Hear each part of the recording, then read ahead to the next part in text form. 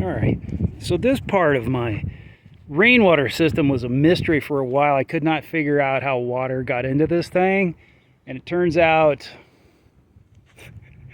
it's not connected to anything. This goofy long submersible pump here with this ridiculously large tubing set up on the outside is what you use to pump water from there to the rainwater tank, or in this case I got it running out to some test plots.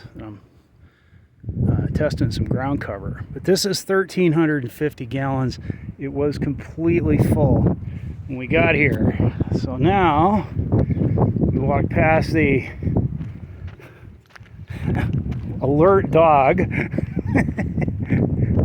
and this is the rainwater tank.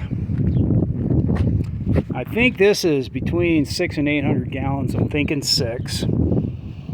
This is connected to the downspouts. Used to be connected to the downspouts on both sides, but the gutters blew off in a windstorm on that side, so cap that off for now. But apparently the way this works, and I didn't know it, is you pump water out of this tank over to the big green one.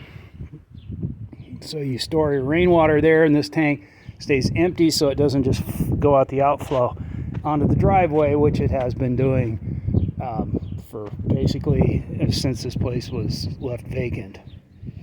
Now there are pumps downstairs that connect this to, I think, that, which you used to be able to use to pump over to that tank, but I don't think that works anymore. I couldn't get those pumps down there in the crawl space to work.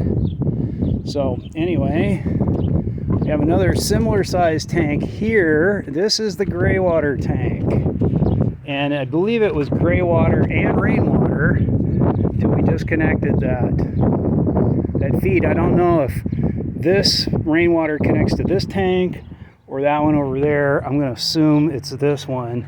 And then all the greywater from the house, which includes the laundry room and the bathroom, sink, and showers on both sides. So all that water goes into here, and this has got an automatic pump that kicks on when it gets like 200 gallons or whatever the level is, and it pumps it out to those trees. You can see the trees on the end. The renters didn't take care of anything, and they just died. So now there's enough water to take care of enough laundry and shower water and everything to take care of those trees, and the chicky valves are open.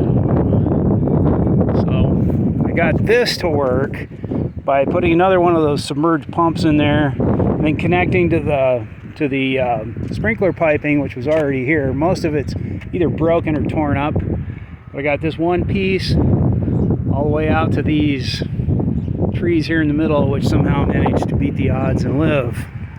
So I'm going to have to cut down these dead ones. But I got to do it carefully. I don't want to do it during fire season.